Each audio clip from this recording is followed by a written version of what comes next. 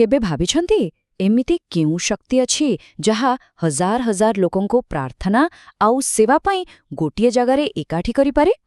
आज आमे सेही भଳି एक अद्भुत समावेशर आह्वान विषय कथा हेबा जार ना हेउछि जागृहि ही महामंगल यज्ञ। जानि रखंतु एटा केवल गोटे निमंत्रण नुहे, एहा एक आध्यात्मिक जागरणर डाकरा। आउ एही महान आयोजनर मूଳରେ रहिछि श्री श्री ठाकुर अनुकूल चंद्रंकर एक गभीर बाणी। प्रकृतिर ही धर्म एमन शून्य जा ता भरिये देवया, अबाध उजाड़ इष्टार्थे हो पदे पदे फलबे मेवया। एहार सरल अर्थ हेउछि प्रकृतिर धर्म हेला शून्य को पूर्ण करिबा। आ जेतेबेले आमे आम आदर्शंक पई कोनोसी बाधा बिना काम करू सेतेबेले प्रतिटी पादरे सफलता मिली थाए। तेबे एई शक्तिशाली भावना वास्तवरे केमिति देखा जाए आसंतु जानिबा। तेबे एही जागृहि महामंगल यज्ञर मुख्य उद्देश्य हेउछि परम प्रेममय श्री श्री ठाकुर अनुकूल चंद्रंकर 138तम शुभ आविर्भाव उत्सव को पालन करिबा। किंतु एहा केवल गोटे उत्सव नुहे, एहार एक बहुत गभीर उद्देश्य भी रहिछि। देखंतु आजिर एही व्यस्तबहुल कोलाहलपूर्ण दुनियारे आमे अनेक समयरे निज मूलरू कोठी ना कोठी दूरेई जाउछु। एही आयोजन आमकु सेही मूलकु फेरिबार गोटे सुजोग देउछि, निज भितरर आध्यात्मिक शक्ति को मजबूत करिबा पई और जीवन को पुणी थरे ठीक रास्ता को आनिबा पई एक आह्वान। आमे समस्ते यज्ञ शब्दटी बारंबार शुणुछे, किंतु आपण भाबुथिबे एही आयोजनर केन्द्ରରେ थिबा एही यज्ञर प्रकृत अर्थ कोन? आउ एहार सबुठु सुंदर परिभाषा निजे श्री श्री ठाकुर दैछन्ति। से कहिछन्ति यज्ञ माने ही हेउछि स्वस्ति संवर्धनी कर्म। एहार माने हेला एमिति एक मंगलमय काम जहा लोकंक भितरर भावना को जाग्रत करे आउ सेमानंकु भल काम करिबाकु प्रेरणा दिए। एहा गोटे प्रकारर सामूहिक जागरण। आउ एबे आसंतु सबुठु रोमांचकर अंशको देखिबा एही 3 दिनरे कोन सबु हेबाकु जाउछि।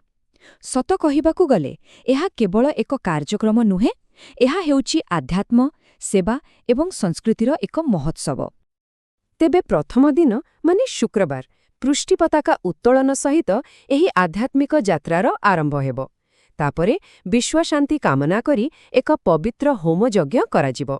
आउ संध्यारे संकीर्तनर मधुर ध्वनि सहित एक भव्य नगर परिक्रमा समस्तंक मनरे भक्तिर भाव भरिदेबो। द्वितीय दिन हेउछि सेवा, ज्ञान आउ संस्कृतिर एक अपूर्व संगम। दिन आरंभ हेबो मानव सेवार एक महान काम रक्तदान शिविररू। तापरे सत्संगीर जीवनचर्या उपरे एक बहुत ज्ञानपूर्ण प्रश्नोत्तर कार्यक्रम रहिछि। पिलांक पई मजादार क्विज अछि आउ शेषरे अभावरू मुक्ति नामक एक शिक्षणीय नाटक मध्ये अछि। उत्सवर शेष दिन रविवार वेद मांगलिक और गीता पाठर शांत परिवेशरे आरंभ हेबो।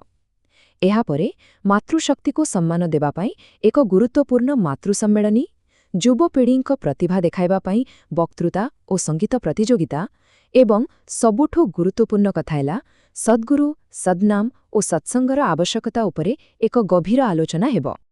एही 3 दिन प्रतिटी मुहूर्त केमिति भक्तिरे भरी रहिबो टिके भाबंतु।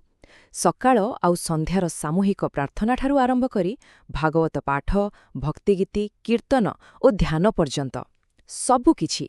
आउ हाँ, जहा समस्तंको एकाठी बांधी रखे ताहा हेउछि प्रतिदिनर आनंद बजार, जोंठी समस्ते एकाठी बसी प्रसाद सेवन करंती। केवल भक्ति नुहे, एठारे सामाजिक आउ सांस्कृतिक कार्यक्रमर भी भरपूर आयोजन रहिछि। शिक्षणीय प्रदर्शनी, स्मरणिका उन्मोचन, संगीतांजलि, पिलामानक पई मजादार प्रतियोगिता एवं ज्ञानवर्धक आलोचना। कहिबाकु गले एठी समस्तंक पई किछि ना किछि अछि।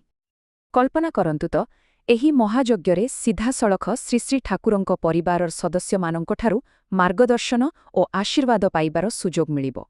एहा ही तो एही आयोजनर सबुठु बड़ आकर्षण। हाँ, एही कार्यक्रमरे पूज्यपाद श्रीयुक्त विद्युत रंजन चक्रवर्ती, पूज्यपाद डॉक्टर बुद्धदेव चक्रवर्ती, पूज्यपाद श्रीयुक्त विनायक चक्रवर्ती एवं पूजनीय श्रीयुक्त बोधायन चक्रवर्ती उपस्थित रहिबा पई सम्मति दैछन्ति। सेमानंक उपस्थिति ही एही समावेशकु आहुरी पवित्र करिदेबो। एहा सतरे एक बड़ सौभाग्यर कथा। तेबे आउ डेरी काहेकि ଏହି ପବିତ୍ର ସମାବେଶର ଅଂଶ ହେବା ପାଇଁ ପ୍ରସ୍ତୁତ ହୋଇଯାନ୍ତୁ। ଏହା କେବଳ ଏକ ସୂଚନା ନୁହେଁ, ଏହା ଆପଣମାନଙ୍କ ପାଇଁ ଏକ ଆନ୍ତରିକ ନିମନ୍ତ୍ରଣ। ତେବେ କ'ଣ ଆପଣମାନେ ଭକ୍ତି, ସେବା ଆଉ ସଂସ୍କୃତିର ଏହି ମହାସଙ୍ଗମରେ ସାମିଲ ହେବାକୁ ପ୍ରସ୍ତୁତ? ଆସନ୍ତୁ, ଏହି ଜାଗୃହୀ ମହାମଙ୍ଗଳ ଯଜ୍ଞରେ ଏକାଠି ହୋଇ ନିଜ ଜୀବନକୁ ଏକ ନୂଆ ଦିଗ ଦେବା। ଆସନ୍ତୁ, ସବୁ ଗୁରୁତ୍ୱପୂର୍ଣ୍ଣ ତଥ୍ୟକୁ ପୁଣିଥରେ ମନେ ପକାଇଦେବା। କାର୍ଯ୍ୟକ୍ରମର ନାଁ ହେଉଛି ଜାଗୃତି ମହାମଙ୍ଗଳ ଯଜ୍ଞ। ତାରିଖ ହେଉଛି 2025 ମସିହା ନଭେମ୍ବର 7, 8 ଏବଂ 9। ଆଉ ସ୍ଥାନ ହେଉଛି ନନ୍ଦିକା ବାଇପାସ୍, ଜାତୀୟ ରାଜପଥ 16, ଜଳେଶ୍ୱର, ବାଲେଶ୍ୱର। ଆପଣ ସମସ୍ତଙ୍କୁ ନିଜ ପରିବାର ଓ ବନ୍ଧୁବାନ୍ଧବଙ୍କ ସହିତ ଏହି ମହୋତ୍ସବରେ ଯୋଗ ଦେବାକୁ ଆମେ ହୃଦୟରୁ ନିମନ୍ତ୍ରଣ କରୁଛୁ। ଯଦି ଆପଣଙ୍କର ଆହୁରି କିଛି ଜାଣିବାର ଅଛି, ତେବେ ଏହି ନମ୍ବରଗୁଡ଼ିକରେ ଯୋଗାଯୋଗ କରିପାରିବେ। 8753 60 969, 9583 47 41 59 କିମ୍ବା 88 84 59 9 702। ଏହି ଆହ୍ୱାନକୁ ସ୍ୱୀକାର କରନ୍ତୁ ଏବଂ ଏକ ନୂଆ ଜାଗରଣର ଅଂଶ ହୁଅନ୍ତୁ।